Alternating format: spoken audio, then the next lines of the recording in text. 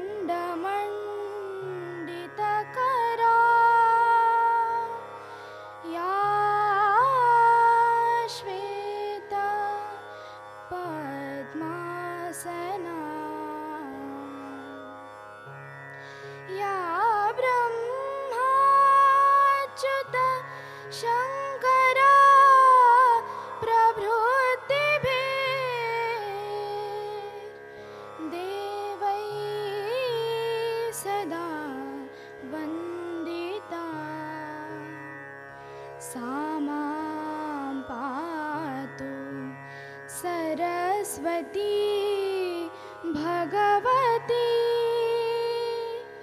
निशेष जाड्यापहा अखंडमण्डलाकारं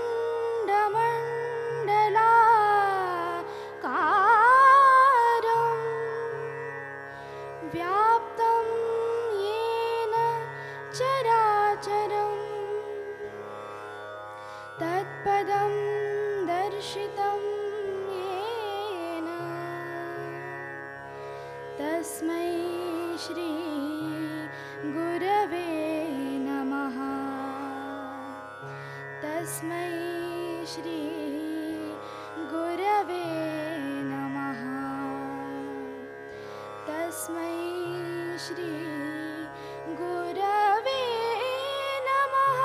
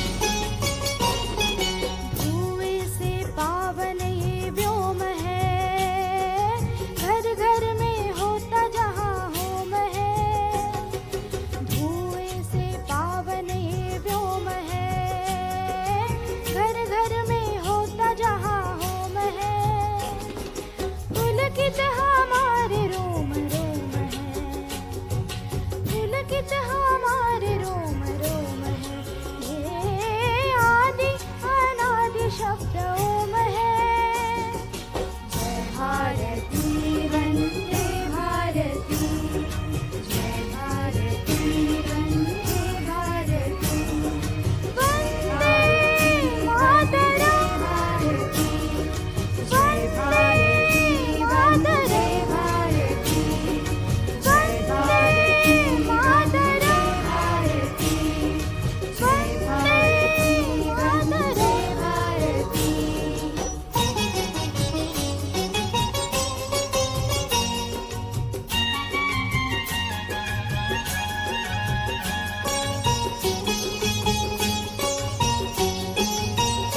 जिस भूमि पे जन्म लिया राम ने, गीता सुनाई जहाँ शाम ने, गीता सुनाई जहाँ शाम ने।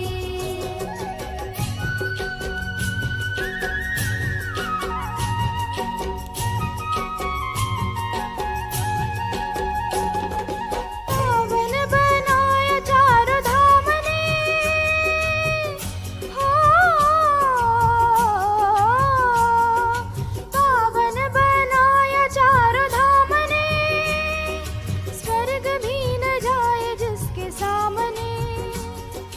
वंदे मातरम,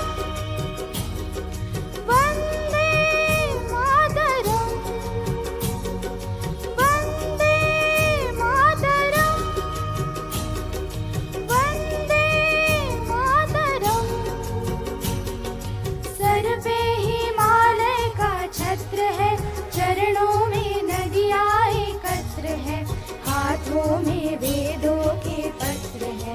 ये देश नहीं ऐसा अन्यत्र है। जय भारती वंदे भारती, जय भारती वंदे भारती, वंदे मातरम भारती, वंदे मातरम भारती, वंदे मातरम भारती, वंदे मातरम भारती।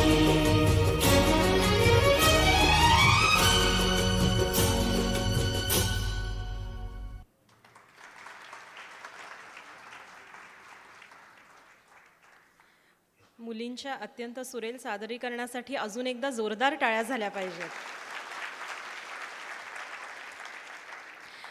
मी श्री बाबासाहेब शिंदे, अध्यक्ष नियामक मंडळ मयसो यांना विनंती करते की त्यांनी आजच्या कार्यक्रमाचे प्रास्ताविक मांडावे.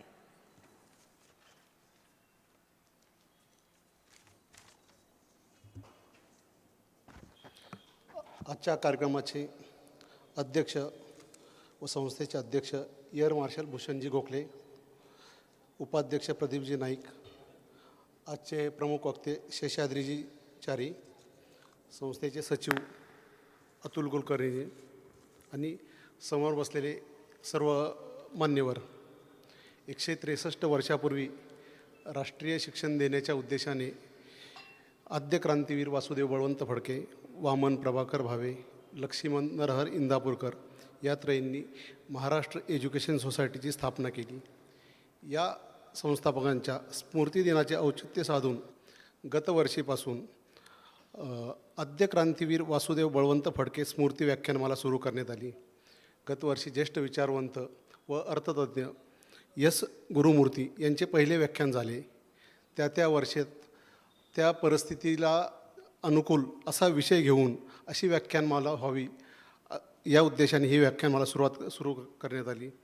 सध्या भोवतालच्या परिस्थितीचा सर्व विचार करून यावर्षी आंतरराष्ट्रीय परिप्रेक्ष्यातून नव्या कालचक्राचा आरंभ या विषयावर डॉक्टर शेषाद्रीचारी हे आपले विचार आपल्यासमोर प्रकट करणार आहेत.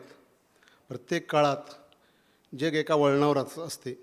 त्या परिस्थितीत आपण कोठे आहोत हे पाहणे आवश्यक आहे. करोना महामारीनंतर निर्माण झालेल्या परिस्थितीतून जग मूळ पदावर येत असतानाच असले तरी रशिया युक्रेन युद्ध, इस्रायल हमास युद्ध, चीन तैवान यांच्यातील तणाव, घुसखोरी व निर्वासित मुस्लिमांच्या उपद्रवामुळे अनेक युरोपियन देशांसमोर आपली मूळ ओळख टिकवण्याचेच आव्हान उभे राहिले आहेत. आपल्या लगतच्या देशांमध्येही काही परिस्थिती आपण पाहत आहोत. काही देशांमध्ये, जपानसारख्या देशामध्येही मंदीचं सावट येऊ घातलं आहे. अशा ह्या अनिश्चित वातावरणात भारत मात्र विकासाच्या मार्गावर अग्रेसर असल्याचे दिसत आहे. भारत 5 ट्रिलियन अर्थव्यवस्थेच्या दिशेने वाटचाल करीत आहे. दरडोई उत्पन्नातल्या काही कडा आहेत, तरीही आपली इतर भोवतालची परिस्थिती पाहता भारताची परिस्थिती निश्चितच चांगली आहे. एकेकाळी लोकसंख्येत आपल्या पुढे असणाऱ्या चीनने वेळीच कात टाकून जगाचे उत्पादन केंद्र झाला. त्यातून आर्थिक व सामरिकदृष्ट्या चीन बलाढ्य देश झाला. असा हा बलाढ्य चीन जगाला परवडणार नाही हे जगाच्या अनेकदा लक्षात आले आहे. या पार्श्वभूमीवर भारत जगाचे उत्पादन केंद्र बनणे हे जगासाठी सोयीचे आहे. चीनच्या DNAत साम्राज्यवाद आहे, तर वसुदैव कुटुंबकम असा सर्वसमावेशक विचार घेऊन जाणारा भारत जगाला विश्वासार्ह वाटतो. म्हणूनच भारत जगाचं उत्पादन केंद्र होण्यासाठी भारतासमोर मोठी संधी तयार झाली आहे. 140 कोटी लोकसंख्या असणारा आपला देश, खरं तर लोकसंख्या ही लॅबिलिटी पण असू शकते, परंतु देशातील यापैकी 65% लोकांचा वयोगट हा 35च्या खाली आहे. खरं तर ही भारताची एक ताकद किंवा शक्तीच आहे. याच्या आधारेच भारत जगाचे उत्पादन केंद्र होऊ शकतो. ही जी तरुण शक्ती आहे याकडे डेमोग्राफिक डिव्हिडंड म्हणूनही आता पाहिलं जात आहे. स्टार्टअपची सातत्याने पडत असलेली भर, युनिकॉर्नची वाढती संख्या देशातील उद्यमशीलतेचे बोलके हे उदाहरण आहे. पूर्वी संरक्षण क्षेत्रात आपण आयातीवरच मोठा भर असतो, त्यामध्ये आपण अनेक गैरव्यवहार झालेले अनेकदा वाचत असतो. परंतु आता संरक्षण क्षेत्रात भारत निर्यातदारही होऊ लागला आहे. हे आत्मनिर्भर भारत होण्याकडचं एक पाऊलच आहे. नुकताच अयोध्येत राम मंदिराची निर्मिती झाली, हे एक स्वाभाविक होतं, परंतु मूर्तिभंजकांचा प्रदेश असलेल्या अरबांच्या देशातही स्वामीनारायण मंदिराच्या माध्यमातून मूर्ती स्थापन होत आहे, याची विशेष नोंद घेण्यासारखीची बाब आहे. ज्या दृढ निश्चयाने दीर्घकालीन प्रयत्नाने अयोध्येत राम मंदिराची निर्मिती झाली, त्याच विश्वासाने देशाची भावी वाटचाल होणार असल्याचा सार्वत्रिक विश्वास निर्माण झाला आहे. या सर्व पार्श्वभूमीवर अयोध्येत राम मंदिराच्या उद्घाटनाच्या कार्यक्रमात पंतप्रधान नरेंद्र मोदी यांनी आपल्या भाषणात नव्या कालचक्राचा आरंभ झाला आहे असे वक्तव्य केले आहे. त्याचा नेमका संदर्भ काय आहे, त्याचा अर्थ काय आहे, भविष्याच्या पोटात दडलंय काय आहे, हे जाणून घेण्यासाठी शेषाद्रीचार्यांचं आजचं हे व्याख्यानाचं आयोजन करण्यात आलं आहे. धन्यवाद.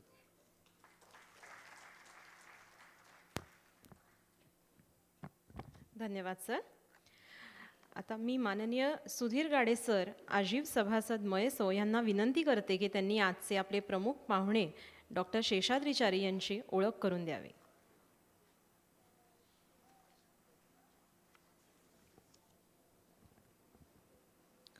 सर्वांना नमस्कार.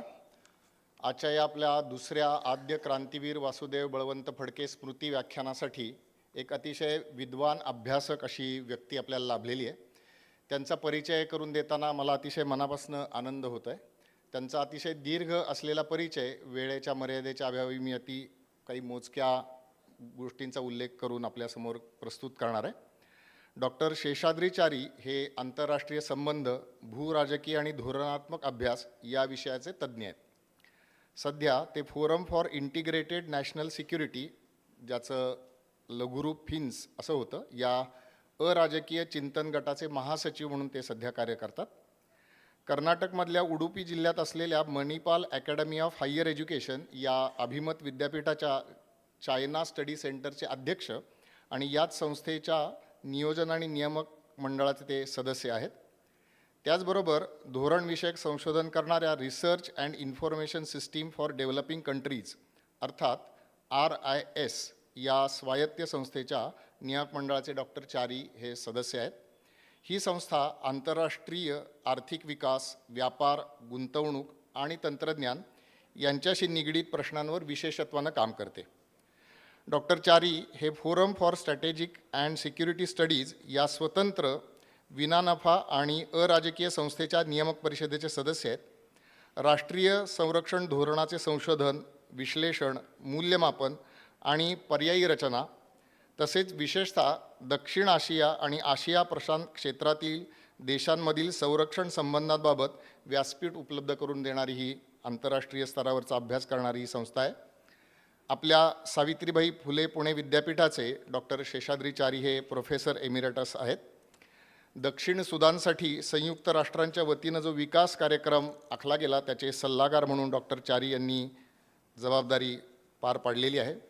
ऑर्गनायझर या इंग्रजीमधल्या अतिशय प्रसिद्ध अशा साप्ताहिकाचे त्यांनी दीर्घकाळ संपादक म्हणून काम केलेलं आहे. आजच्या या विज्ञान तंत्रज्ञानाच्या युगामध्ये द प्रिंट हे जे विख्यात वेब पोर्टल आहे त्या पोर्टलवरती ते राष्ट्रीय आणि आंतरराष्ट्रीय विषयांवरती नियमितपणे स्तंभलेखन देखील करतात. हिंदूपणाचा योग्य दृष्टिकोन, हिंदूपणाचा योग्य दृष्टिकोन मांडणारे सुपरिचित असे प्रवक्ते म्हणून डॉक्टर चारी यांना आपण विविध दूरचित्रवाहिन्यांवरती नेहमी ऐकत असतो. आपल्या दूरचित्रवाणीवरती चाणक्य नावाची एक बहुचर्चित आणि लोकप्रिय मालिका होऊन गेली. त्याचे जे निर्माते होते डॉक्टर चंद्रप्रकाश द्विवेदी यांच्याबरोबरीने त्यांनी या मालिकेसाठी सृजनात्मक मार्गदर्शक म्हणून त्यांनी आपलं योगदान दिलेलं आहे. आणि त्यांचा एक वेगळा परिचय म्हणजे डॉक्टर शेषाद्री चारी यांना इंग्रजी, हिंदी, मराठी, गुजराती, तमिळ, मल्याळम, कानडी, संस्कृत आणि नेपाळी या भाषांचे ते अतिशय जाणकार आहेत. वाचताना देखील मला थोडा श्वास घेऊन वाचायला लागला, आपल्या सगळ्यांना लक्षात आलं. परंतु असे बहुभाषा कोविद ज्यांना म्हणता येईल असे अतिशय अभ्यासक आणि विद्वान व्यक्ती आपल्याला लाभले याचा आपल्या सगळ्यांना आनंद आहे. मी आता संस्थेचे माननीय अध्यक्ष भूषणजी गोखले यांना विनंती करतो की त्यांनी आपल्या आजच्या वक्त्यांचं स्वागत करावं.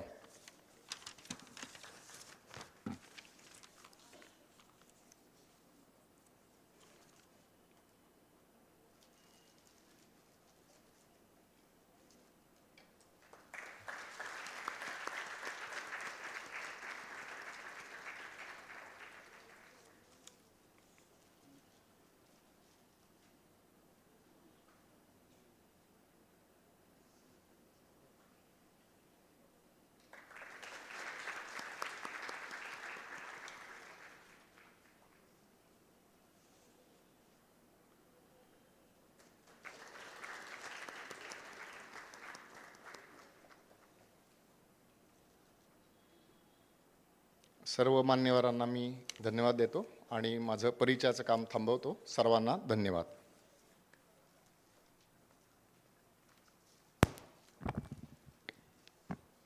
धन्यवाद सर.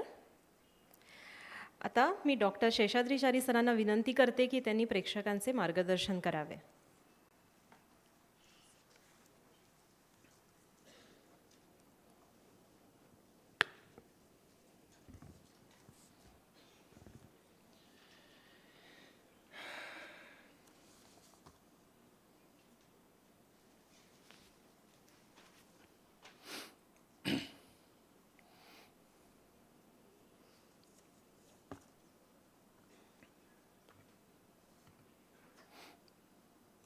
या परिचयामुळे थोडं टेन्शन वाढलं आहे आता.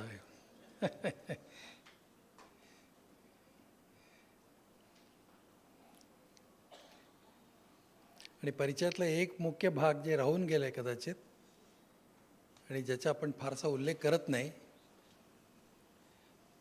तो म्हणजे मी हे सगळं करण्यापूर्वी राष्ट्रीय स्वयंसेवक संघाचा प्रचारक होतो.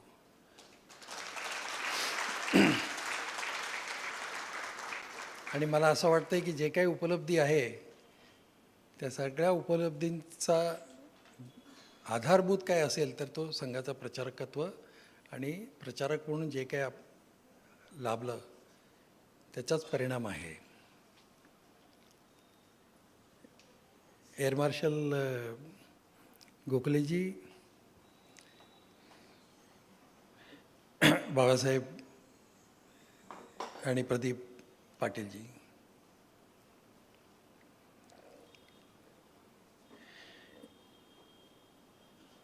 I sought the permission of Air Marshal Gokhale to speak in a language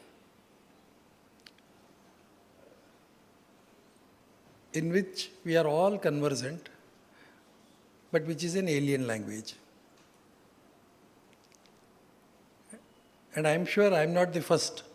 Probably Gurumurthy also used the same language. So I seek his precedence. So, although it was suggested that I can speak in so many languages, there is an adage which says, somebody was expert who could write about a horse in 10 languages, but he went to the market and bought a donkey instead. So, knowing languages in itself does not give you knowledge on any subject. Another thing that deserves praise is the choice of the subject. Although we just heard that the Prime Minister spoke about Kala Chakra and I am supposed to explain it. No, sorry. It's difficult to explain what the Prime Minister says or thinks or what he is going to say or do. So I leave it to him. But Kala Chakra itself is a very interesting concept. So we all know about the subject Kala Chakra as what we call a philosophical extension of the Buddhist teachings, basically. So there they say the Kala Chakra is, it has two areas of actionable thought. One says, Yata Bahye Tata Dehe. This is what the Buddhist Kala Chakra basically enumerates, which corresponds to what we also say, especially in Yajurveda, Yat Prinde Tat Brahmande, Yat Brahmande Tat Pinde. So there is a linkage between the self and the cosmos. So whatever happens in the cosmos affects the self, whatever happens in the self affects the cosmos, because this cosmos also, even if you think in terms of either the Big Bang theory or the origin of species theory or even the Hindu philosophical traditions of the creation, theory of creation or the truth behind creation, if you see all these things, and even scientifically if we speak in terms of evolution, we always say that even the Big Bang theory says the same thing, that there are smaller stars. The sun, according to the Big Bang theory, is a small star, and 98% of the universe is helium and hydrogen, and therefore the small star, basically the sun, keeps its fusion continuously, and this fusion transmits its own energy in the form of helium and hydrogen to bigger stars. And then these bigger stars implode. And finally, when the implosion takes place, there is what we call the Big Bang theory. And then there is a huge amount of what they call the cosmic imbalance. And out of this cosmic imbalance, a clear balance is created. The same thing more or less happens with the individuals. And closer to the last 2 centuries, after the Big Bang theory, unlike the Indian or the Hindu thought process, where there is no contradiction between philosophy and physics, there is no contradiction between science and spirituality, the Western mind did not see science and spirituality or philosophy and physics as one and the same. They differentiated, they saw these things as separate and not united. They cannot be united. That is what their outlook was. It was more like a segregated, compartmentalized thinking. So Kant was the first person who started thinking in terms of Kalachakra, but he did not use the word Kalachakra at all. He wrote a theory of what we call the thesis, antithesis and synthesis. Out of thesis there is an antithesis, and out of antithesis brings a synthesis. And then there is the thesis is inherent in synthesis. So the synthesis gives place to another thesis, and then that thesis again has an antithesis. So this cycle goes on. That is what he said. And then we know about how this dialectics was converted into dialectal materialism by Marx, and then he gave out a theory and all that we are not going into those details. But sufficient to say that there was an element of trying to understand the difference between an individual and the cosmos, and the connection between the individual and the cosmos. But we went a step further. For a long time we have been saying that individual is part of certain entity, and that entity is again part of some other entity. So when we talk in terms of Kala Chakra, we are not talking in terms of only the universe or only the individual. We talk about a totalitarian view or a wholesome view starting from individual to the ultimate universe. And we go even beyond the universe. So that is why for us, Kala Chakra becomes very important. So the Western mind never went beyond the body. Body as an individual, body as a society, body as a state, body as a nation, and body as a universe. So they went from individual, nation state, and then to a global world order. So we will come to the global world order part of it gradually. But suffice to say that they saw all this in different compartments and a compartmentalized thinking of the world order. Whereas we said that just as human beings exist, and human beings exist in a phase of cosmos, just as the cosmos is born, it grows, it expands, it explodes, implodes, and then dies. And then out of that, a new cosmos is born. Similarly, whatever happens to this happens to the individual also. So the body is born, the body perishes. And then the body perishes into the same matter because it is indestructible. That is why in Bhagavad Gita it specifically says, Nainam chindantri shastrani, nainam dahati pavka, nachainam klediyantyo, apano shoshoiti maruta. All the 5 elements are here. So it goes back to those 5 elements. And beyond these 5 elements, there is nothing in the universe. That is what this shloka also says. And an audience like this, I am not qualified to explain the sentence further. We all know about the ultimate meaning of this. So what does not go at all, what does not cease to exist, or what exists, what existed yesterday, what exists today, what will exist tomorrow, and that which experiences all these cosmological changes, and which has seen thousands of Kala Chakra, and which will probably witness a few thousands of Kala Chakra more, is what is called the soul of the nation. Like an individual, the nation also has a soul.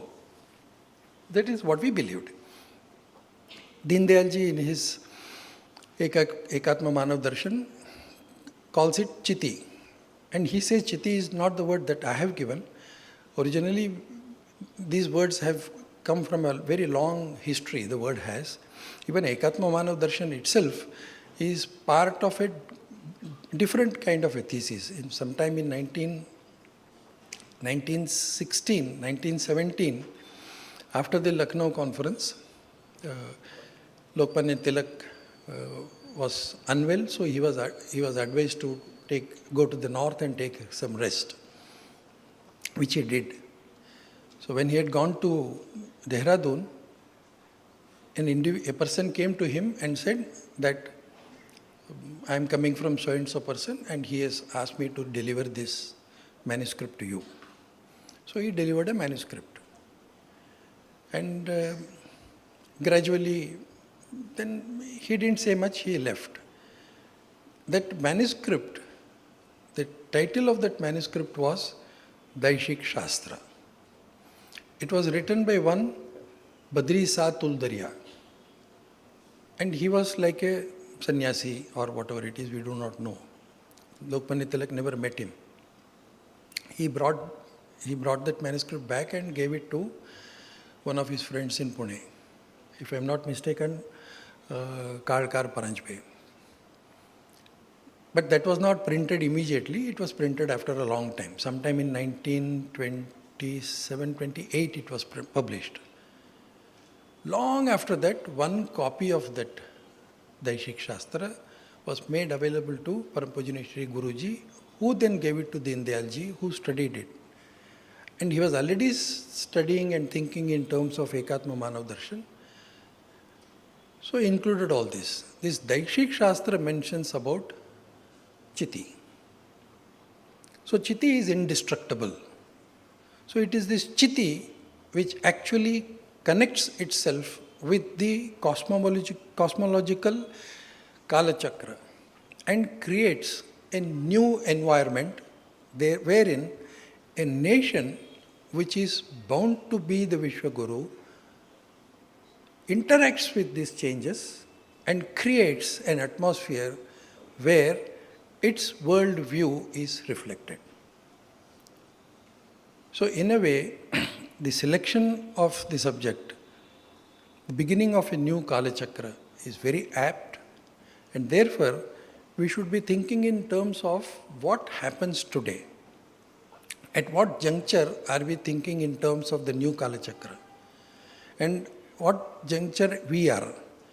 And when we say we, it is not just a nation, because it's not just nation state that we are talking about. Because we never associate ourselves only with the nation state, or state for that matter.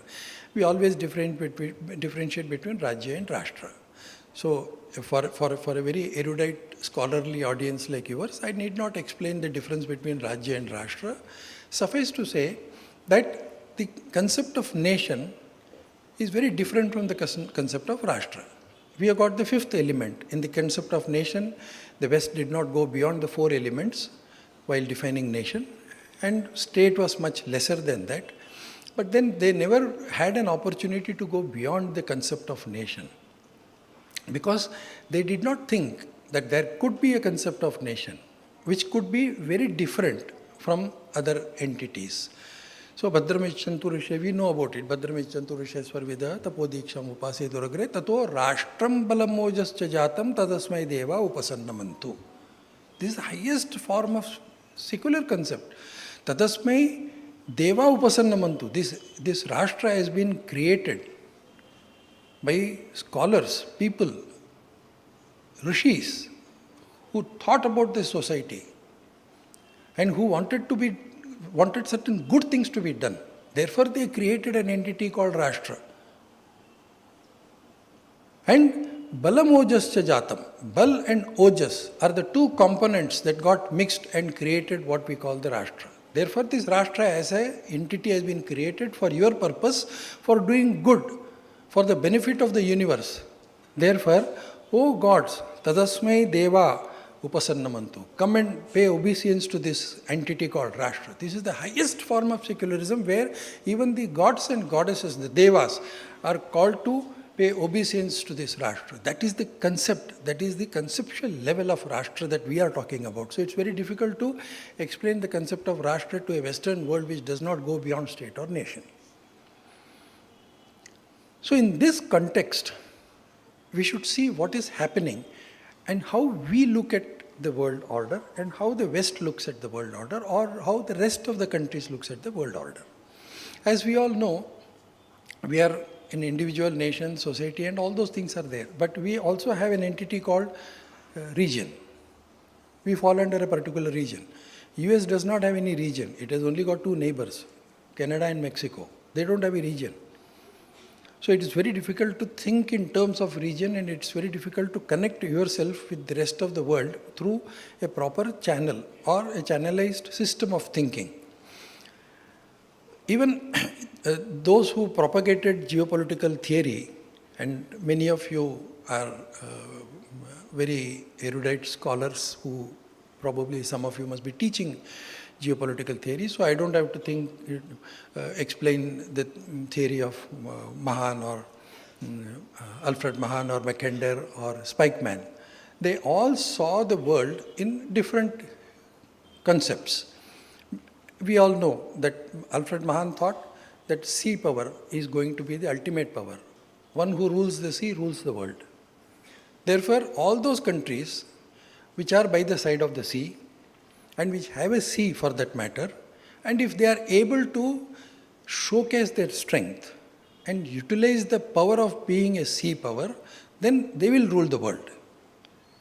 But Mackinder thought, no, that is not the case.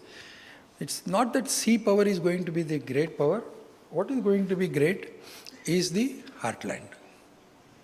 So it is the heartland which will ultimately decide. And therefore, a country which is far stronger in the heartland and which is able to control through the heartland, which is able to exert its power and position in order to prevail over others by sheer strength of its military, will only rule the world. Therefore, one who controls Eurasia will control the world. And after about 50 years of what he wrote, Russia became a very powerful country. Therefore, everybody thought that Mackinder's theory is ultimately the wonderful theory because it is coming true, and Russia is going to be the most powerful country in the world for the next 100, 200 years. But that did not happen. Spikeman proved him wrong, but in a different way he proved himself as wrong, because he said neither the sea power theory nor the heartland theory, but it is the rimland which is going to be powerful. But ultimately all rimlands did not turn out to be powerful at all. Britain should have ruled over the world for a long time in that case, which it did not happen. The entire spectrum and the phase of the colonial power lasted less than 100 years. Because colonies, which was the most powerful country in the world? That country which holds maximum geography. If you see one thing, the main idea behind Mahan or Mackinder or Spikeman or the colonial theory was geography. What is important in the world is geography. You should be able to control the geography. The more geography you have, more powerful you are. They used to always say that sun never sets in the British Empire. That's what they used to say. It is attributed to Dr. Radhakrishnan that he said that is because even the sun doesn't trust the British Empire. That is why it never sets. So you don't know by night what the Britishers will do, what games they will play, which country they will divide, we don't know. But the ultimate idea is that the colonies were so powerful, the British as a colonizer was so powerful that Britain had the maximum geography under its control. But did Britain emerge as the strongest nation, and how many years or centuries did they last?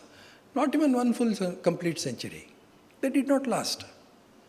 Ultimately, they had to give up, and sometime in the 19th century, the beginning of 19th century, after the beginning of the First World War, and then during the Second World War, they realized that geography alone does not give you strength. Geography does not even give you strength to rule over the land which you call yourself. So that was the kind of a situation that they emerged. Therefore, they played an important role in the First World War, but not in the Second World War. By that time, the US had gained a position of preeminence as far as the Second World War was concerned. Now, US did not have as much geography as Great Britain had. So what was the strength of US? So the strength of US was determined during the Second World War itself, and then immediately following the Second World War was the phase of the Cold War. So ideology became one of the most important elements that will determine where you stand and against whom you stand and who is with you and who is not with you. So ideology became an important element in determining the strength of a nation. But what happened? There was a sort of a clash of two ideologies. One was the liberal ideology that the West wanted to propagate, and one was the communist ideology which Russia wanted to propagate. Along with Russia, China also was propagating the same ideology. So one ideology does not bring all the countries that follow that particular ideology together, because ideology is not an uniting factor. You cannot unite people only on the basis of ideology. If that was the case, Ottoman Empire should have survived. There should not have been more than 40 countries in this world which call themselves either Islamic or Muslim or Arab. They are different. An Arab country is not necessarily an Islamic country. Islamic country is not necessarily an Arab country. Iran is a Muslim country, but not an Arab country. Pakistan is an Islamic country, but not an Arab country or a Muslim country. So they are all very different. Anyway, we won't go into those areas right now. But these are all the differences. So one ideology could not keep the entire Islamic world together. One ideology could not keep Russia and China together. That time it was not Russia, it was Union of Soviet Socialist Republic. The Soviet Republic could not keep together. So they wanted to exert their own individual power centers in the balance of power equation. So what happened? What determined? It's not geography which determined the strength of the country, because by that time geography was out of question. And all the three major theorists, Mahan, Mackinder and Spikeman, were all proved wrong, because they insisted that geography is going to determine the strength of the nation. But they did not. It did not. But then after the Second World War and during the Cold War, another more important factor than even geography was the military strength. So whoever has the military strength will dominate, irrespective of what geography holds, irrespective of the advantages or disadvantages of the geography. They will hold, because sheer military strength is what is going to determine whether you are strong or you are weak. So what happened was, there was what we call the arms race between US and USSR. And we all know the Reagan technique and all those things. I will not go into those details also. But ultimately it was proved that Russia was no match for the arms investment that the US could make. But they entered into a number of other agreements also, especially the SALT I and SALT II agreements, which was very important from the point of view of US-Russia engagement. Incidentally, after the SALT I also, it was almost on a verge of failure where the SALT II came. But when SALT II was being discussed, it was in 1990 that SALT II was being discussed. And even the US, even in 1990, did not know that after another 12 months, the country with which I am discussing SALT II is going to disintegrate. This is the kind of secrecy that Kal Chakra has in its own womb.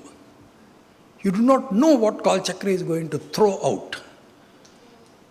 Disintegration of USSR was one of the biggest things that happened in history, that changed the course of history. So what was essentially discussed and thought to be a bipolar world, where geography does not matter, but what matters is the strength of the army that you possess. US was probably the only country, and probably Air Marshal would bear me out if I say this, probably it is still the only country in the world which can station its army anywhere in the world at the shortest given time. Therefore, there lies its strength. If that is the case, after the disintegration of USSR, it was more or less the demise of bipolar world, and what happened was an advent of unipolar world. So geography failed, military and defense power succeeded, ideology succeeded. It was one of the finest of the environment that you should have, where you can declare the world to be ruled by a hegemonic power, liberal hegemony. Although it is hegemony, it was a liberal hegemony. That was what should have happened. But 1994-95, that whole dream of unipolar world collapsed. Those scholars who wrote about unipolar world in 1991-92, they all came back and they realized that this is not going to happen. The world is not going to be a unipolar world anymore. There cannot be a hegemon. And this is what India believed right in 1947. Even after getting independence, we thought that world is not going to be ruled by a hegemonic power, either liberal or autocratic. There was an advent of autocratic hegemonic power sometime in the late 90s and around 1995-96. After the passing away of Mao Zedong, China became a very different country. So we will see the rise of China as a different entity in itself, how it happened and why it is more important to consider India's position in the emerging Kalachakra is going to be very important. China, as much as it is now, is also a civilizational country. It's a civilizational existence. There are very few countries in the world which has a civilizational background like India. China is one of them. Very incidentally, Iran is a civilizational existence.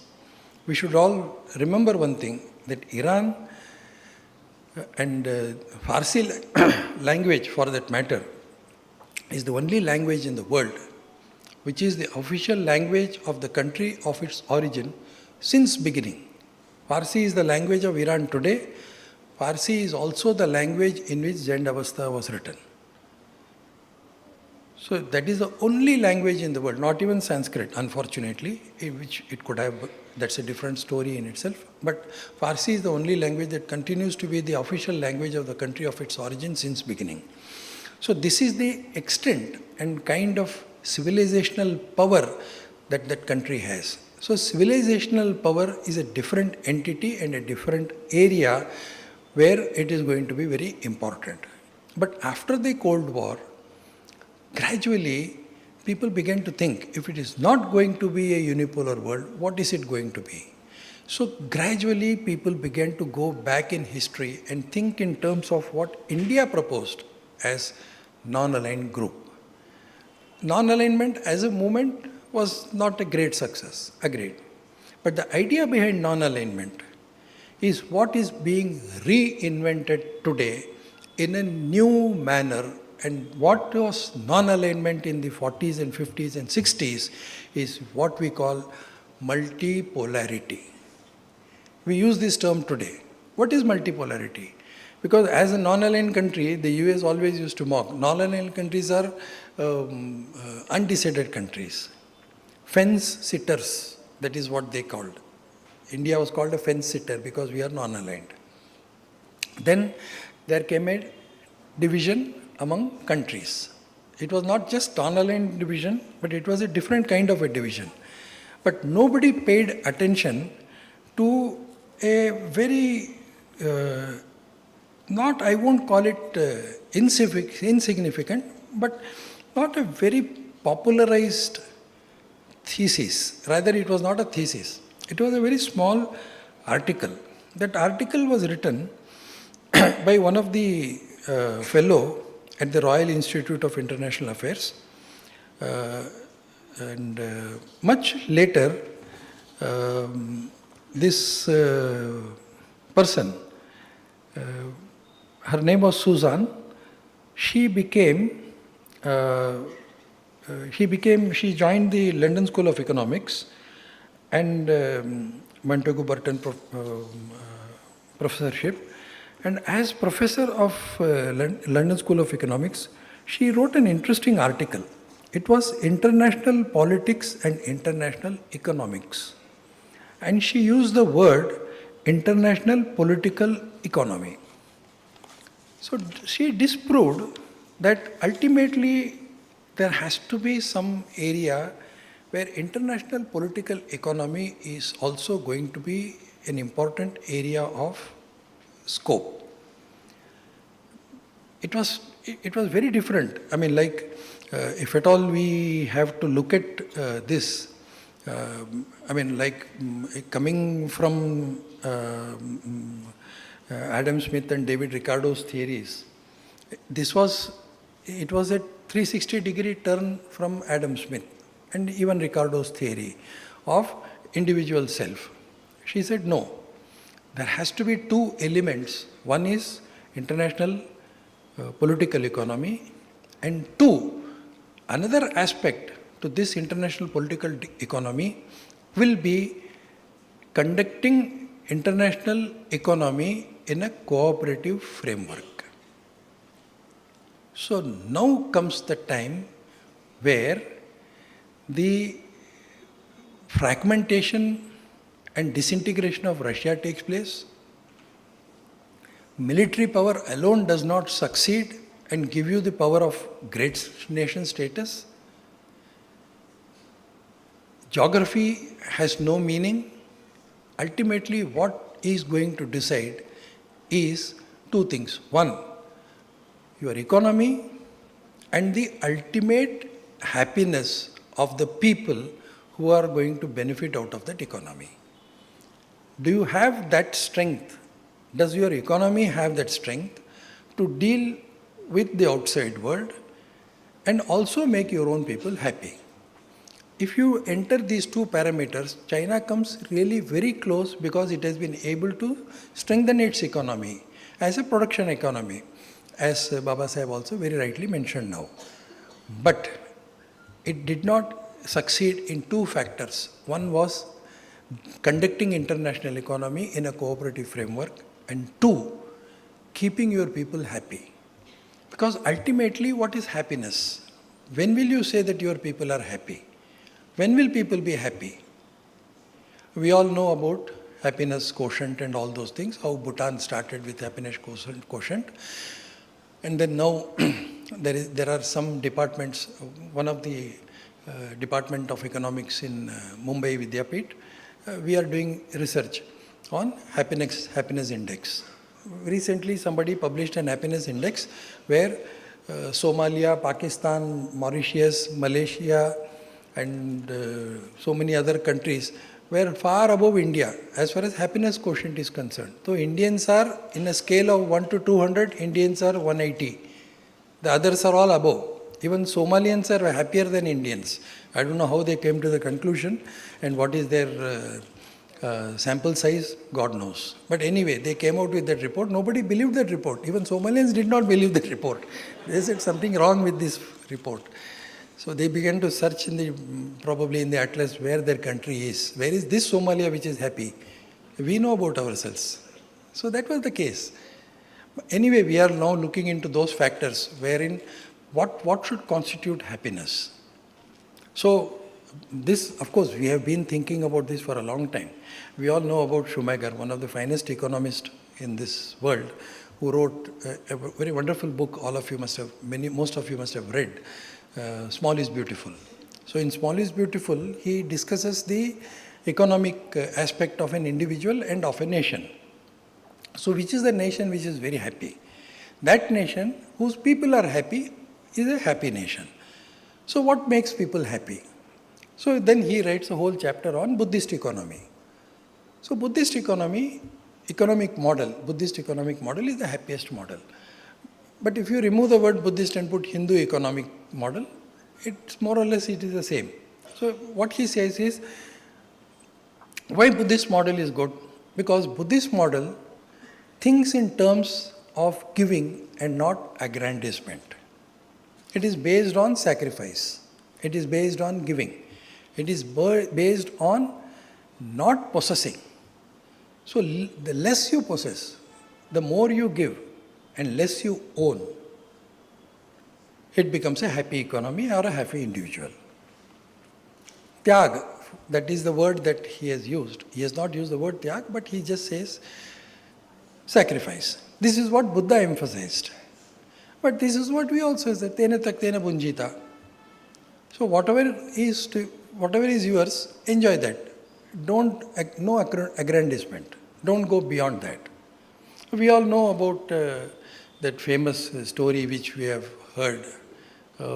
It's basically, I've heard it in Marathi. Suki Mansacha Sadra. So we all know about that king who was very unhappy, and then finally somebody came and told him that you wear the shirt of a happy person, you will become happy. So they started looking for the happy person. Finally they found one man sitting under the tree. They said, "Are you very happy?" He said, "Yes." "You have no problems?" He said, "No problem." "Then don't you know about the king?" He said, "Yes, I know about the king." "What do you know about the king?" "The king is very unhappy." "So, what is the solution?" "So give me your sadra so that we will give it to the king." The man started laughing. He said, "I don't have a sadra. I am happy even without that." So it's not what you possess that gives you happiness. King doesn't have any dearth of clothes. Although there is a saying, who will tell the king that he is naked? That's a different story by itself. But king has nothing to worry about. But still he is unhappy. Why? So the happiness is not in possession but giving up possession. Happiness is not in aggrandizement but giving up aggrandizement. Happiness is not in accumulation but happiness is in sacrifice.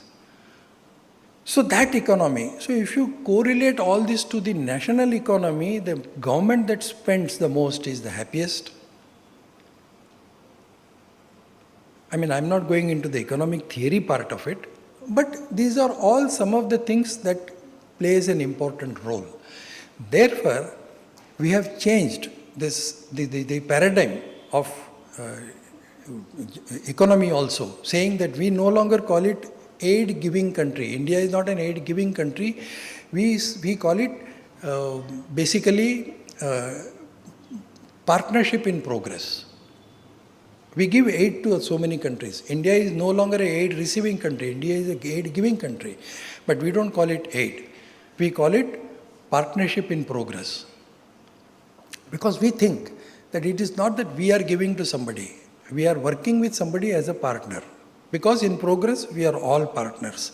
This is the idea that India is trying to propagate. And from that point of view, if you see the recent G20 meeting that took place, India was the only country in all this time, from 1999 to 2023.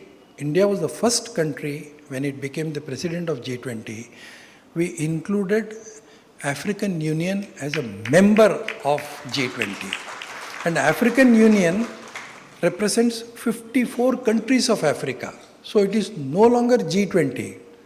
It is actually, now it is G74. That is the kind of strength that India has given to the world. We became part of BRICS.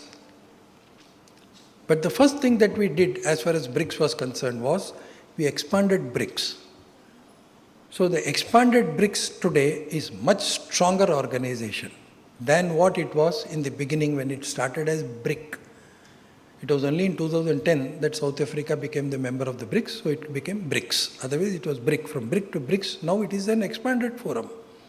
So India believes that we will have to expand. When you grow, you will have to grow with others. That is the idea that India has been giving to the world. And that is the idea with which we started the Neighborhood First program in 2014. Earlier also these programs were there. As a soft power, we have always been thinking in terms of extending our cooperation and cooperative framework to the neighbors first. That is what we started with. Even non-aligned movement also started with this, and the multipolarity which we are talking about now is also part of the grand strategy to include not only neighbors but the region also, and not only just the region or immediate neighborhood, even the extended neighborhood. So when you call it extended neighborhood, we immediately picked up in 2007 the idea that Shinzo Abe at that time gave, the idea of confluence of two oceans. India is at the cusp of confluence of two oceans, he said. In Indian Parliament, he spoke about it. The Pacific Ocean and the Indian Ocean. We already have Indian Ocean Rim Association, but we were not happy with it. So we put these two things together and propagated the idea of Indo-Pacific. Indo-Pacific, it is not an institutionalized organization, but if it becomes an institutionalized organization, it will be probably larger than United Nations. That is the kind of economic strength and people strength that Indo-Pacific has. So from 2015 onwards, it is no longer Asia-Pacific, it is Indo-Pacific. Of course, China is not happy with Indo-Pacific because China doesn't come under either Indian Ocean or Pacific Ocean. So they called it Asian NATO. That's a different story. I'm not going into that. We have condemned it. It's nothing to do with NATO because NATO is basically was an extension of the earlier idea of the US when it was thinking in terms of unipolarity, where it said Atlanticism will rule over the whole world. The importance of Atlanticism. All Atlanticism has failed. Atlanticism had two options. One was the rule over other countries through economy and rule over other countries through military. The rule over other countries through economy is totally failed. There were 16 organizations that Atlanticism proposed, but all of them are over. I don't think any one of us can name even one organization, except probably NAFTA. We don't remember the other 15 at all. They all failed. And in Russia versus Ukraine conflict, we are seeing the failure of NATO. The military arm of Atlanticism. So Atlanticism has failed. Similarly, another ideology, communism, is a failure. So all these ideologies are failing because they refuse to go beyond their particular nation and they refuse to go beyond an individual's happiness, an individual's physical happiness. So we went far beyond that. That is why India's worldview and India's outlook towards the world in the present context becomes even all the more important, where there are conflict zones. And all these conflict zones are simmering with some kind of issues.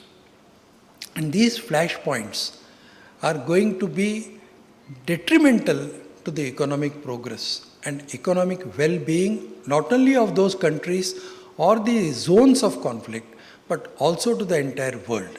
And in this, a country like China, which believes in autocratic hegemony and control over other countries by economy, will also fail. Countries which depended on geography failed. Countries which depended only on military power failed. Therefore, what is going to be really going to succeed is a benign soft power thinking that India propagates. And that is the kind of situation that we are all in. It's a very complex world that we are now facing, which is full of conflicts. But out of this conflict, out of all these theories that promoted conflict, there will be an antithesis. And out of this antithesis, an Indian synthesis, which will be like a Vishwaguru will be born. And that is, we now as a civilizational country is at the cusp of this Kala Chakra.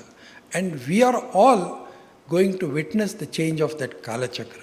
As Pandit Deendayal ji said, this whole sentence is in Hindi, so it is better understood in Hindi. He said, हमारा गौरवपूर्ण अतीत का हमें गर्व है, परंतु हम उस गौरवपूर्ण अतीत को अपने प्रगति का उच्चांक नहीं मानते हैं. We have a very great past, very noble past, illustrious, full of light, bright past we had. But we don't say that that is the ultimate. हमारा गौरवपूर्ण अतीत है, परंतु हम उसे प्रगति का सर्वोच्च बिंदु नहीं मानते हैं. हमारे सामने वर्तमान की चुनौतियां हैं, पर हम दबे नहीं. हमारे आंखों के सामने भविष्य के स्वर्णिम सपने हैं, परंतु हम निद्रालु नहीं. हम उन सपनों को साकार करने वाले जागृत कर्मयोगी हैं. सो वी आर ऑल जागृत कर्मयोगी of that Kala Chakra which is going to come. And if it doesn't affect us, we will be blamed for it. Because as it was said about Hinduism, there is no definition of Hinduism, but the nearest definition of Hinduism is a relentless pursuit of truth. Hindutva सत्य का अनवरत शोध है. Hinduism is a relentless pursuit of truth. if it is moribund and irresponsive to growth, moribund मतलब ग्लानि, मृत्यु नहीं, ग्लानि. इसीलिए भगवान श्री कृष्ण ने कहा यदा यदि धर्मस्य ग्लानिर्भवति भारत. मृत्युर्भवति क्यों नहीं कहा? वो संस्कृत के बड़े विद्वान थे. मृत्यु कह सकते थे, नहीं कहा. धर्म का मृत्यु नहीं होता है, धर्म की ग्लानि हो सकती है. इसलिए if it is moribund and irresponsive to growth, there is nothing wrong in it, but because we are fatigued. The moment we come out of this fatigue, Hinduism will burst forth upon this universe, perhaps with a brilliance unknown before. ये वाक्य मेरा नहीं है, ये मोहनदास करमचंद गांधी, महात्मा गांधी का वाक्य है जो 1926 में उन्होंने लिखा. ये हिंदुइज्म है. Hinduism will burst forth upon this world, perhaps with a brilliance unknown before. So हम सब इस burst forthing का जो मामला है, इस प्रकटीकरण का जो मामला है, उसके हम सब जागृत कर्मयोगी हैं.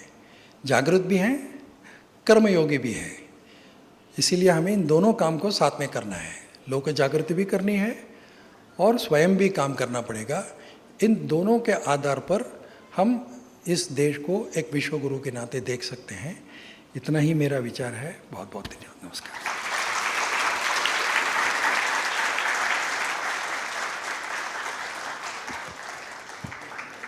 Thank you, sir, for a very insightful and a thought-provoking session. Very quickly, we'll be moving to a small question and answer session. काही प्रश्न असतील, आपण काही मोजके प्रश्न घेणार आहोत ऑडियन्समधून.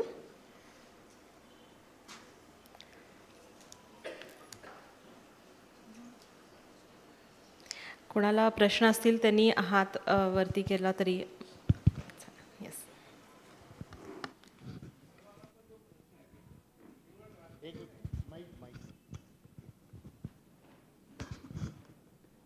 मुसलमानांचा जो प्रश्न आहे केवळ भारतापुरता नाही तर जागतिक, त्याचं समाधान याच लॉजिकनी भारतच करू शकेल.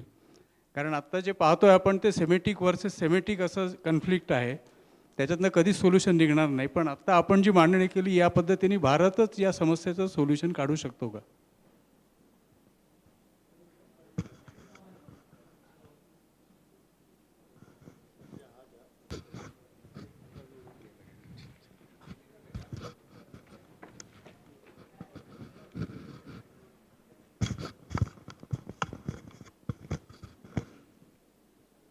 So we take more questions or we take one by one? Anyway, by the time the next question comes, I did not touch upon that subject because I consider religion to be a very different aspect. So what role religion plays and what role dharma plays. Dharma is not equal to religion. So we cannot compare that what we will do and what we will not do. So I am not saying Hinduism or Hindutva is a religion, not at all. So it's not even our name. We have not given it the name. Somebody else has given it the name and we accept it till we find a better name for it, probably some other time. So we are not getting into that controversy at all. A. B. We are not defining Hindutva also. And C. We are not comparing these religions with our thought. See, even Bertrand Russell, when he was asked, he wrote a book on this. So he gave the title, a very different title. He said, Western religions and Eastern thought. In West, you have religion. In East, you have got thought. That's why Deen Dayal ji said, Ekatma Manav Darshan. Thought is, philosophy is darshan, not ism. We always say integral humanism. But that is because of translation and much of it is lost in translation. But it is darshan basically. So what we have here is darshan. So ultimately what will succeed is this darshan. So it is very difficult to put this in a theoretical framework because you cannot compare cheese with chalk. So you will be comparing cheese with chalk if you compare that religion with Hinduism. So we are not going to do that. Yes, defeat of all the evil forces is a different story.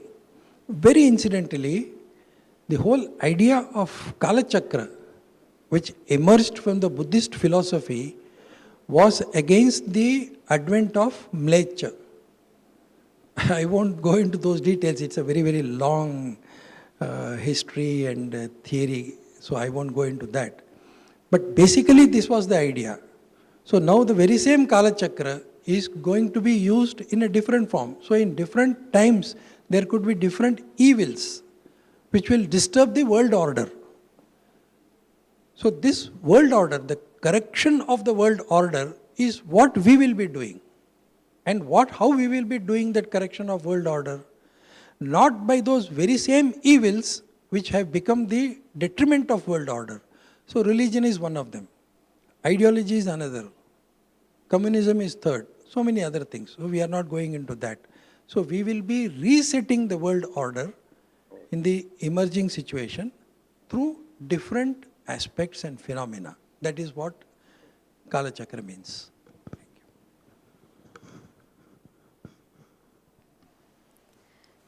Yes, sir.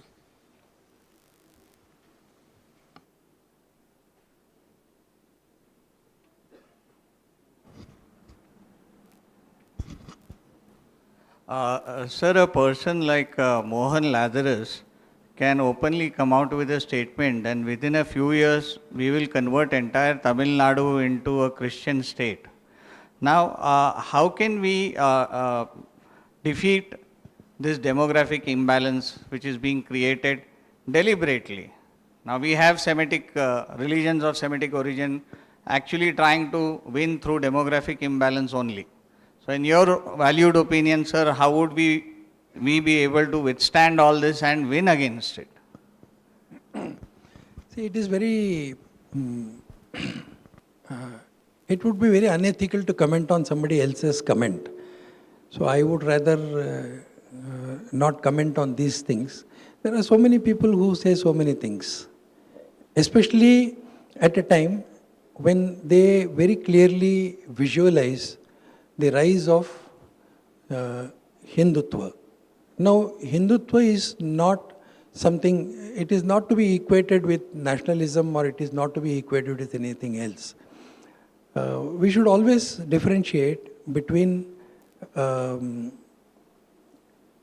aggressive Hindutva and assertive. What we are seeing today is assertion, not aggression. Even what happened on 6th December 1992 was assertion, not aggression. Hindu has never been aggressive, but he was not aggressive enough, he or she, the Hindu society as such. So now what we see is an assertive Hindu. Therefore, when this assertion grows, many of the wrong things that are happening today will be automatically corrected. So when it will be corrected, it is difficult to say. Because we do not know, and on whose side we are is also very important. Are we part of the assertive Hindu, or we are the very same docile Hindu? On whose side we are? That's why there is an anecdote attributed to Param Pujaniya Shri Guruji. Somebody asked him, he said, in Bhagavad Gita, Sri Krishna says that Paritranaya sadhuna vinashaya jatishkrutam sambhavami yuge yuge, he says. I'll come back again. But why is he not coming now? He asked. Then Guruji said, look, he said, Paritranaya sadhunam vinashaya cha dushkritam sambhavami yuge yuge. I will come, he said. When dharma is totally in a very difficult situation. Dharma samsthapanarthaya, he said. Fine. But who is to judge when he should come? You or he? He will decide when to come. You are not the judge. So don't ask me when he will come. He will decide when he will come. But remember one thing, when he comes, you have to see where you are standing. You are standing with Dushta or you are standing in the right category. Otherwise you may get killed. So don't wait for God to come. So do your work. That is what he used to say. So assertive Hindu is what is important today. And that is what we have to do and we are doing. Otherwise, there will be so many people saying so many things. They don't know what they are saying. So you should just take it in their stride. Because what they are saying is something that they themselves don't believe in. So it cannot be commented upon.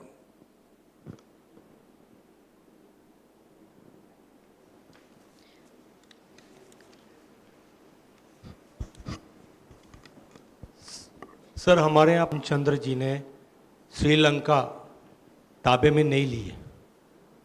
उन्होंने विभीषण जी को बोला भाई जाके वहाँ बैठो। हम लोगों ने बांग्लादेश क्रिएशन जो हुआ वहाँ चाहते तो हमारी मिलिट्री रख देते, हम कब्जा कर लेते, लेकिन कब्जा करने की नीति हमारी नहीं रही। डू यू थिंक कि आज जो परिस्थिति चल रही है हमारे एशियन ब्लॉक में, will we succeed without an aggression जैसा अभी आप बोल रहे थे, और ऑटोमेटिकली जो अभी आवाज़ उठ रही है whether it is PoK, whether it is Balochistan और other countries, neighboring countries, so we can have very soon the big India that we had in the past. ये अपने आप में एक थोड़ा अलग विषय है और बड़ा भी विषय है। नहीं देखिए, आपका कहना सही है कि हम we don't believe in the same theory that I explained earlier, that more geography you possess, more powerful you are. वो हमने कभी माना नहीं, लेकिन जो हमारा था वो हमारे पास होना चाहिए. It's a different story. Even economically speaking also, POK was part of India and POK should be part of India once again. And sooner or later it will be. That's a different story, because POK is also the entry point of Central Asia. And Central Asia is going to be an important entry point for India in the economic quest of our neighborhood policy. So these are all linked with one another. So we are planning a different issue by itself. That's a different story in itself. But how that will happen, there are two ways of happening. One is using your soft power and another is hard power. India used its hard power only twice in history after independence. One was in 1971 in Bangladesh and another was in IPKF in Sri Lanka. So we used our hard power. We are capable of using our hard power anytime we choose. And we can do it. We have proved it in so many other places also. But we insist that that is not our intrinsic strength. Our intrinsic strength is being a soft power. Now, soft power does not only mean culture, soft power also means economy, which is going to determine. So, geopolitics and geoeconomics are both going to span itself and mix with one another and give us that kind of strength that we are looking for. So we have to concentrate on both. The dynamics of geoeconomics geopolitics is unfolding. We are preparing ourselves for that by rebalancing theory and so many other things that we are doing now. But at the same time, we are also excelling ourselves as far as geoeconomics is concerned. And geoeconomics through soft power terminologies and policies. That is what we are doing. So I think we are on the right track as far as India's power projection is concerned. But in this power projection, balance of power will always tilt in favor of a country which is strong. And where the strength lies, the geopolitics and geoeconomic situation of the world determines. So we should be prepared for that kind of a situation when it emerges. So we have to increase our strength, both soft power and hard power. So ultimately, it will happen. In what form and what manner, we cannot say no, but it will happen. आपण एक शेवटचा प्रश्न घेऊया.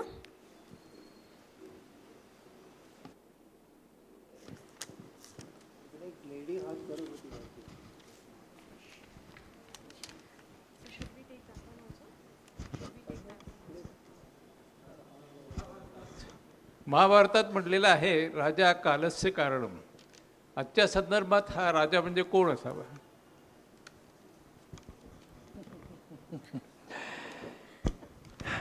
Yeah, Raja, see, Raja Kalasya Karanam is in a different context, it has been said. So, that does not mean Raja is very powerful. Because ultimately, it is not the king who rules. So, it has two different connotations. One is, he is the representative. King, in our system of thinking, in political theory, king is not a hereditary post. Kings were also elected. The first king of Ceylon, what is Sri Lanka today, was from Madurai. He was elected as the king. Whatever they may write today, it's a different story, but that's a different aspect. So we have had so many instances of kings being elected and kings being dethroned. And king by himself was not a powerful person. King's power was vested in a council of ministries and so many other factors. So ultimately, who rules? In fact, Yudhishthir had this question. After Mahabharata, when everybody died, he said, I am the king of what? Whom am I going to rule over? And what am I going to do? Why should I do it? What should I do? Where is my kingdom? It is all gone. This is not the kingdom that I wanted. So he was very unhappy about the situation. That's why Bhishma tells him, Na Rajyam, na Rajasit, na Dando, na cha Dandikaha. Rajyam, Raja does not rule the kingdom. And the council of ministers also don't rule the kingdom. Na Rajyam, na Rajasit, na Dando, na cha Dandikaha. The court, police, law, power, nothing. Legislature, judiciary, these are all not the factors that unite the people and rule over the people. So, na Rajyam, na Rajasit, na Dando, na cha Dandikaha, Dharmaineva praja sarva rakshanti sma parasparam. Who will guarantee the protection of the other person? Dharma. Dharmaineva praja sarva. The people are united through dharma. Dharma is not again religion. Dharmo dharayate iti dharma. Dharana. So the set of values of life is what is ultimately going to decide. And these values of life is the truth. Therefore, they are eternal. What is eternal is truth. And what is truth is eternal. If something is not eternal, it is not truth. If it is not truth, it cannot be eternal. Therefore, this Trikalabadit Satya is what is going to decide about the relationship between individuals, and that is why it is called Dharma. So, Dharma neva praja sarva rakshanti sma parasparam. So, when everybody is on the side of Dharma, then automatically they will protect one another and the people will be happy. That is what Shanti Parva concludes with. So that is the aspect that we should rule. So this aspect applies here also. Raja Kalasya Karanam, in the sense, Raja is also expected to protect that dharma, whatever it is. And dharma is dharana. That's why if you go out of the line of dharana, it is called kudharana. So somebody comes and corrects you. That is why we call him Samaj Sudharak, Sudharana. Somebody who has gone on the path of Kudharana, somebody comes and brings him back and puts him on the right path, the path of righteousness, they say in English. So this right path is Sudharana. So generally we say Sudharanavadi. So this is to set the dharana of this society right. समाज की धारणा को ठीक करने वाला, सही करने वाला, सही दिशा में ले जाने वाला, वो सुधारणावादी हो. कोई भी हो सकता है. वी ऑल कैन बी सुधारणावादीज. That is the idea. शेवटचा मी प्रश्न घोषित केला आहे, पण तरी एक शेवटचा प्रश्न आपण घेणार आहोत. Namaskar, sir. So you spoke about the Buddhism giving back, that is sacrifice. In fact, that is the reason, what I have little read about it, that is the reason why 2,500 years ago, Buddhists lost its power or whatever it is. And roughly, say 60 years back, again it is making to come back. That's one aspect. And therefore, yes, at the individual level, sacrifice is the most part of internal or eternal happiness. And still today, one who practices that, he believes and he get to know that by experience. On the other hand, China, it also believes in Buddhism. And we are seeing what type of reaction it is giving to the world. When it comes to Atmanirbhar, now that is the only where economy is lying power as such.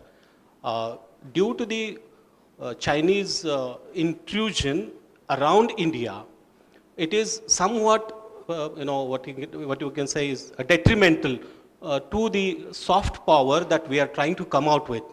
Now, in this particular context, Buddhism itself has failed.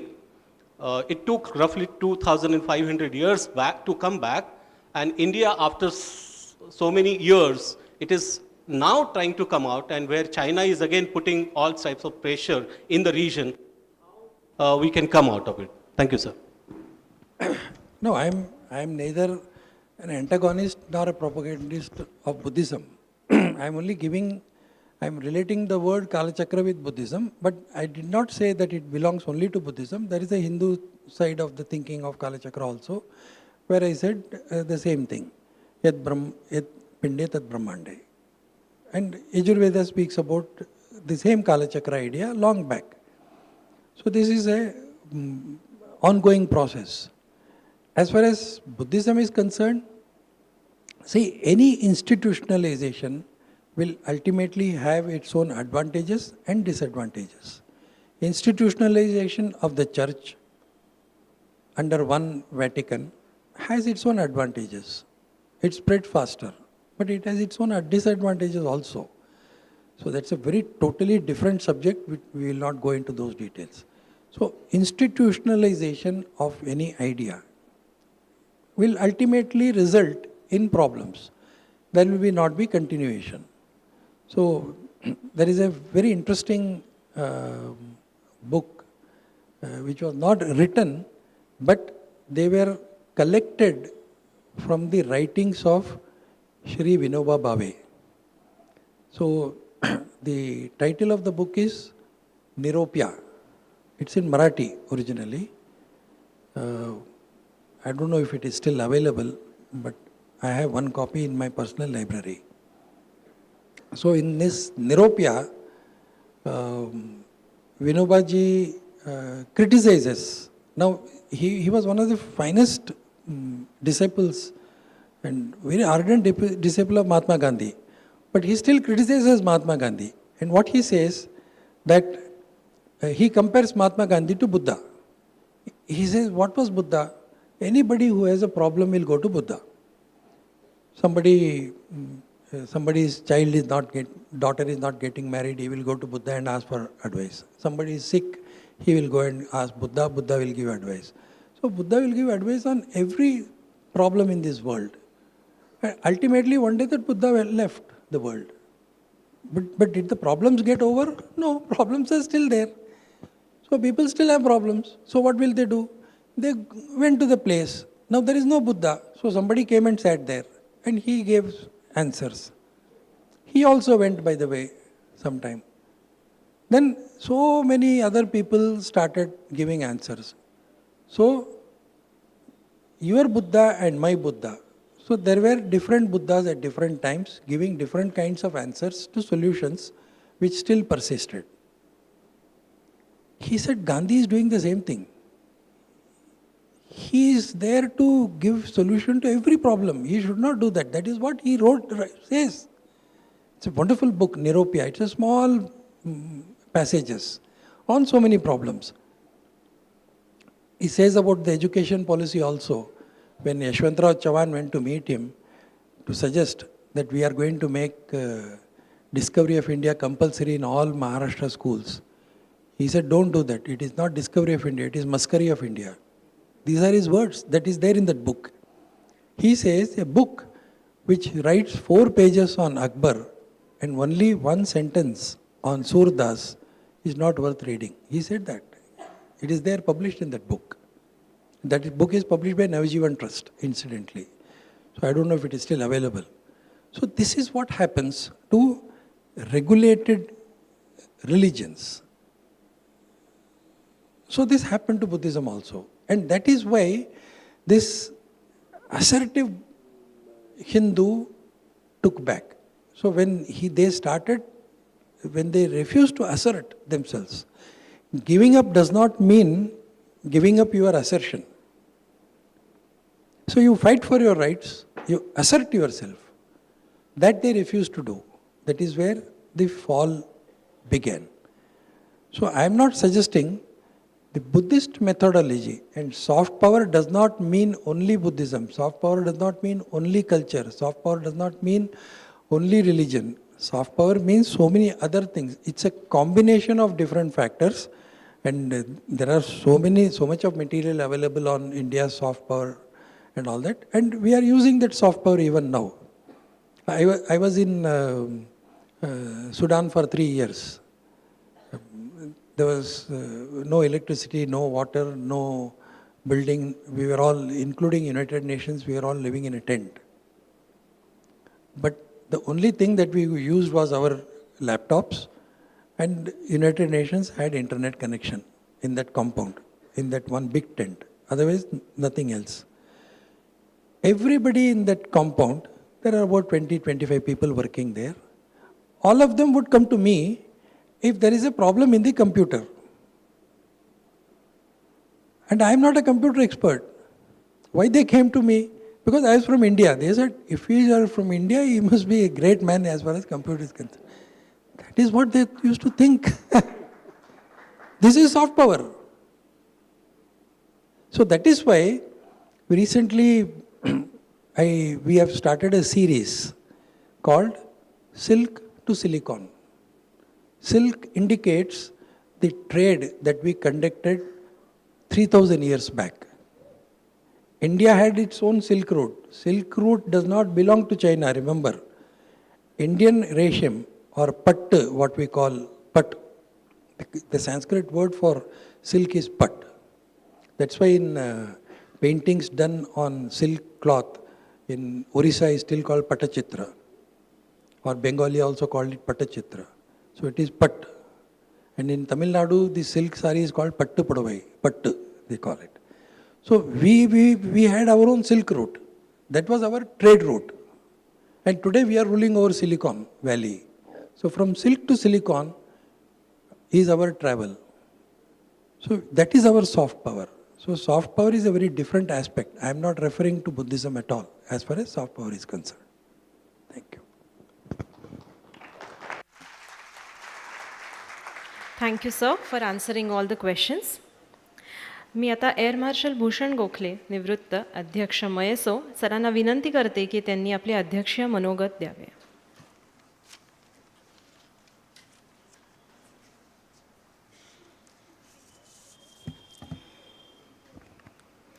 नमस्कार. मी नेहमीच जे सूत्रसंचालक असतात त्यांच्यासाठी जोरात टाळ्या नितीनजी.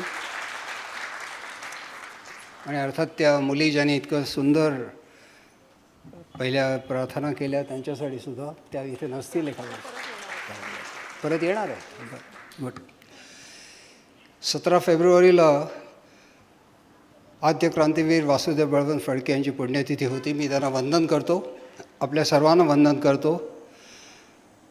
आपण आत्ताच scholarly असं एक लेक्चर आपण ऐकलंत. Sir, we are very grateful. The vast knowledge that you have to be able to put it into this 1 hour capsule. I think it's been a tremendous work that you have done, and we really compliment you for this. Yes, please louder.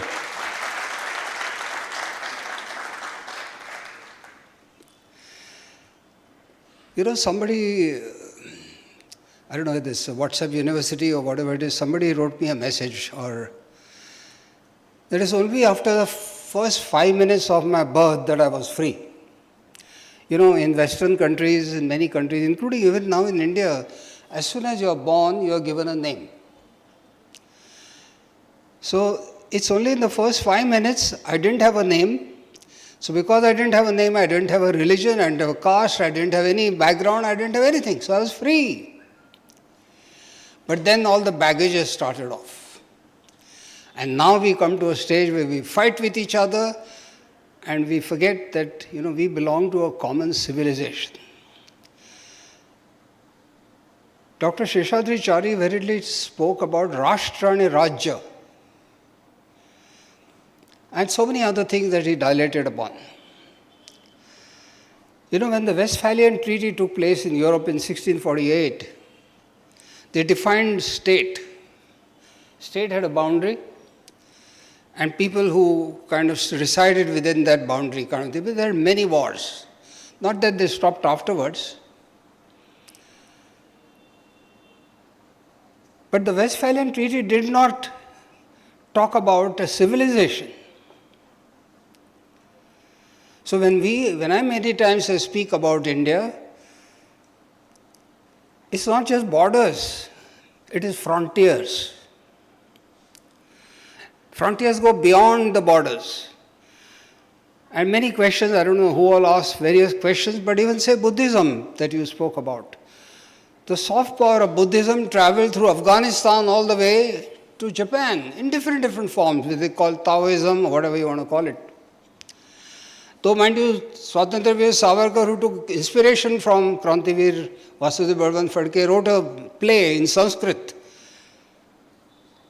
Yuddhasya Khadgam, in which there is a dilemma that he shows, because the king tells his Senapati that keep your weapon down and become a Buddhism, and in a way ascetic. And then the Senapati says, who will defend the state? Who will defend the Rajya? So, very rightly said that, it is Bala.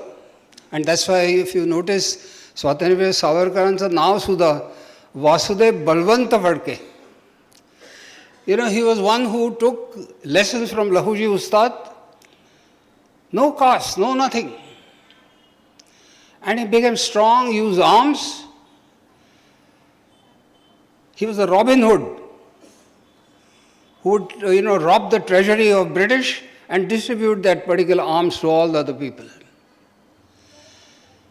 But then there is something ingrained in Indians, treachery.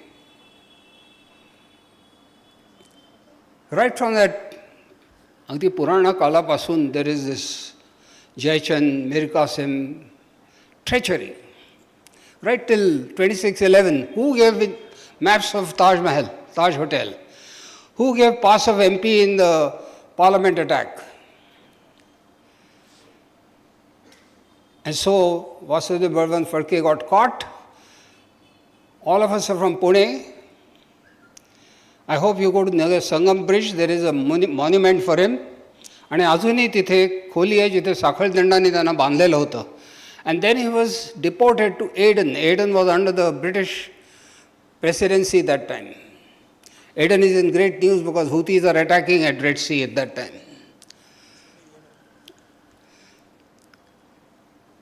And in Aden, of course, look at this brave man. He broke through that prison and tried to get out, but then unfortunately he got caught. So he did Atmarpan, fasted himself to death, which Swatantraveer Savarkar also did later. Didn't want to die at the hands of the British. Nahi shauryat param kinchit. Bhagavad Gita मध्ये म्हणलेलं आहे. Nothing is greater than bravery. So we all here have to take, like you and me, common people. but something drove them. And that is what is required. And when you talk about assertive Hinduism, I will say it is confident Hinduism. We are no more apologetic about things. We are, yes, we of course absorb everything. We did so for centuries. But we are also wanting to make sure that we are not belittled anymore. And I remember Dr. Sheshadri Chari's interview on India Today. I don't want to take the name of the interviewer, I think you all know, very famous, who loves to ask all kinds of awkward questions. And Dr. Sheshadri Chari gave such wonderful answers, I could not resist. I sent him a message. Sir, I'm proud of you.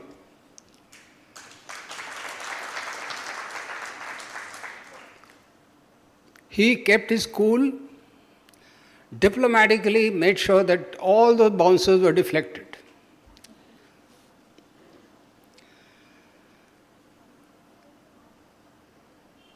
You know, I'm not a scholar on religions, but since the topic came up and I wanted to know what it is, the Abrahamic religions talk about vastness in heaven. Even आपण सुद्धा बोलतो अरे तिथे इतकं सगळं सुंदर असेल, फुलं, झाडं, आणि दरवेळी वरती बघतो. माहिती नाही इव्हन वरती आहे का खाली आहे काय माहिती नाही आपल्याला. But there is this theory that everything is available, honey, rivers of honey. Buddhism talks about emptiness. And that is what Dr. Chari talked about when he said, happiness is not accumulation, but giving away. And I think we need to learn from the best part from every religion, sect, everybody, I would say. There are so many good things that everybody has. Let's not just look at only the bad things, then we will always be negative.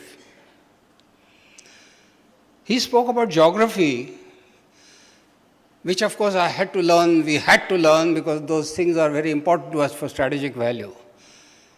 The theory of Mahan, the control of sea, Macandrew theory, today what is happening in Caucasian, the control of oil, and why everybody is worried that in Ukraine, who had heard about Ukraine earlier?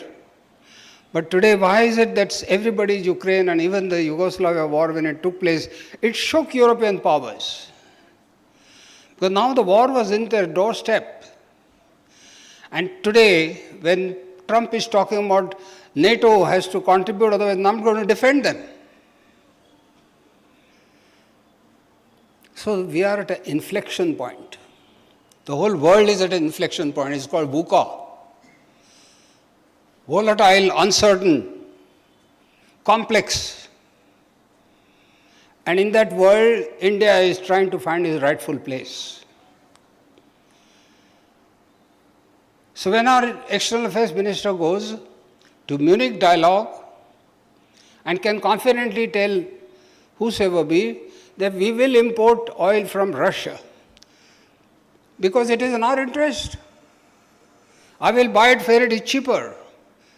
And on the contrary, many of us don't know, we are exporting it to USA actually, the refined oil, because Reliance it makes it cheaper. We are exporting it all the way to European powers. And the very fact about religion or otherwise, we get caught up sometimes in this web. And I think rightly it was mentioned that if Abu Dhabi can have a Babs Swaminarayan temple with 7 minarets which are representing the 7, the emirs, what more do you want?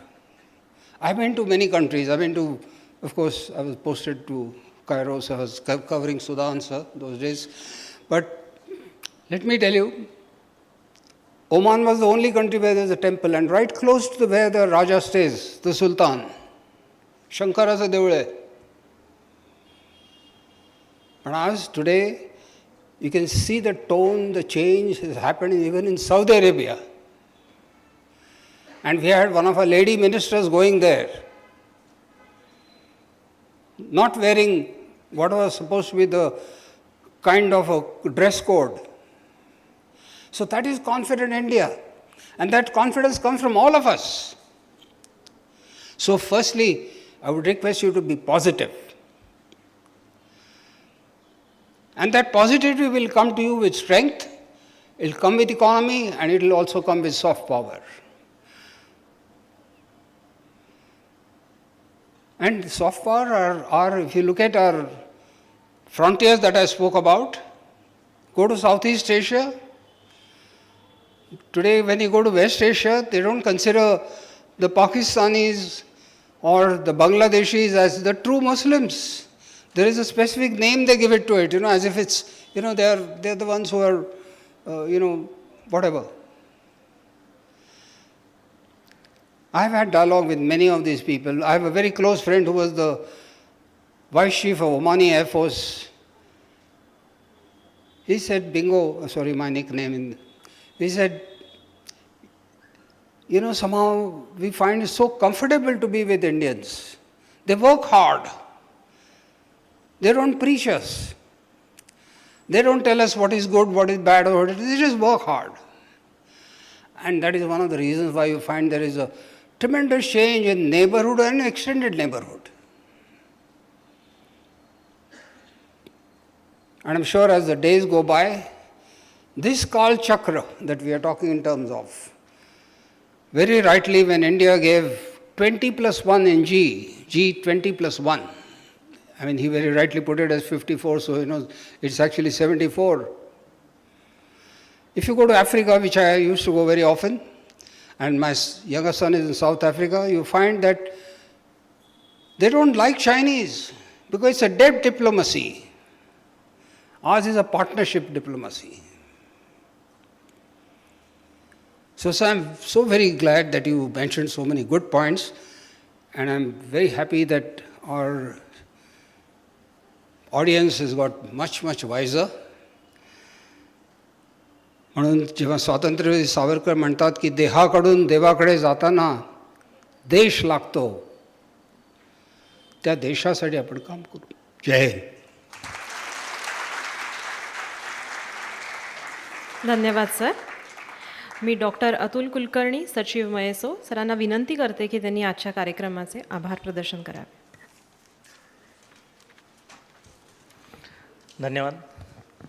सन्माननीय व्यासपीठ, जवळजवळ गेले 1.25 तास आपण हे जे संस्थेचे संस्थापक आद्य क्रांतीवीर वासुदेव बळवंत फडके यांच्या स्मृतिप्रित्यर्थ आपण जे काही स्मृती व्याख्यानमाला आयोजित केलेली आहे, त्याचं आजचं हे पुष्प गुंफण्यासाठी श्री शेषाद्रीचार्यजी या ठिकाणी आले आणि त्यांनी गेला जवळजवळ 1.25 तास आपल्याला हा जो नवीन विषय आपल्याला समोर मांडलेला आहे तो वेगवेगळ्या संदर्भाच्या उदाहरणांच्या माध्यमातून अत्यंत सोप्या पद्धतीने आपल्याला समजून सांगितलेलं आहे. त्याबद्दल आज मी महाराष्ट्र एज्युकेशन सोसायटीच्या वतीने श्री शेषाद्रीचार्यजी आपल्या ठिकाणी आभार मानण्यापेक्षा ऋण व्यक्त करतो. आजच्या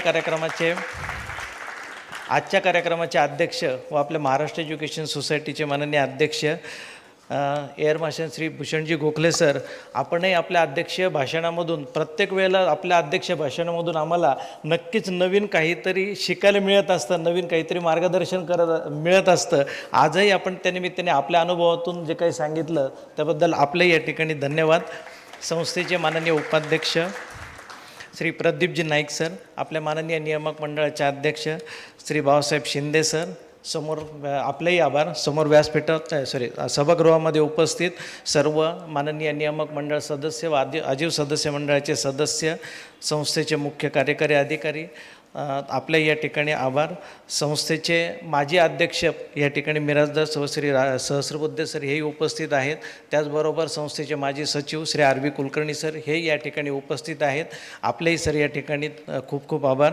याचबरोबर आपल्या संस्थेचे सर्व सभासद, सर्व हितचिंतक, समाजातील काही मान्यवर, सावित्रीबाई फुले पुणे विद्यापीठाच्या विद्यापीठाचे काही पदाधिकारी पण या ठिकाणी उपस्थित आहेत. आपणही या ठिकाणी आमच्यावर जे काय आपलं प्रेम आहे ते व्यक्त करण्यासाठी या ठिकाणी उपस्थित राहिलात त्याबद्दल आपले खूप खूप धन्यवाद. आपले सर्व प्राचार्य, मुख्याध्यापक, सर्व शिक्षक बंधू भगिनी, त्याचबरोबर आजचा हा कार्यक्रमचं नियोजन करण्यामध्ये संस्थेचे सर्व जे काही पदाधिकारी, सर्व कर्मचारी उपस्थित आहेत किंवा ज्यांनी काम केलं त्या सर्वांचे या ठिकाणी मी आभार व्यक्त करतो. मगाशी सुरुवातीला आपल्याला जे प्रार्थना आणि जे गीत म्हणून दाखवलं आणि आता परत यानंतर वंदे मातरम म्हणणार आहेत ते आपल्या बालशिक्षण मंदिराचे ज्या छोट्या विद्यार्थिनी आहेत त्यांचे खूप खूप या ठिकाणी कौतुक आणि आभार पण. त्याचबरोबर आपले हे जे काही सगळे इव्हेंट्स आहेत हे आपल्याला साठवून ठेवून भविष्यामध्ये परत एकदा पुन्हा इतिहास लिहिण्यासाठी यांची मदत होती. त्यामुळे हे सगळे साठवून ठेवण्यासाठी फोटोग्राफर या ठिकाणी उपस्थित आहेत, त्यांचे पण या ठिकाणी आभार. माईक व्यवस्था करणारे, त्याचबरोबर ही सगळी सभागृहाची व्यवस्था पाहणारे, ह्या कॅम्पसमधील श्री सप्तर्षी व त्यांचे सर्व सहकारी, या सर्वांचेही आभार. कोणाचे जर अनावधानाने आभार मानायचे राहिले असतील तर त्या सर्वांचे आभार व्यक्त करतो आणि या ठिकाणी थांबतो. धन्यवाद. धन्यवाद सर. दोन छोट्या सूचना इथे करू इच्छिते.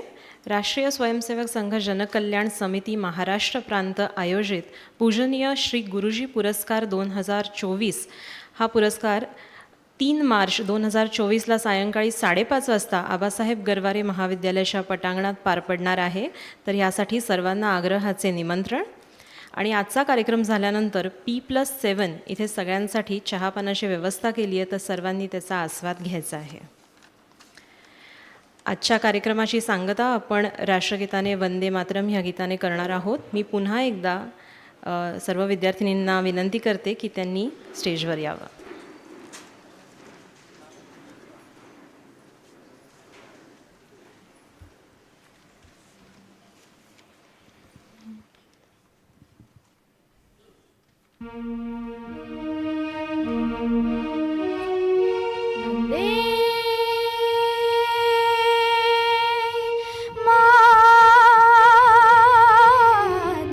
वंदे मातरम वंदे मातरम वंदे मातरम वंदे मातरम वंदे मातरम वंदे मातरम वंदे मातरम वंदे मातरम वंदे मातरम वंदे मातरम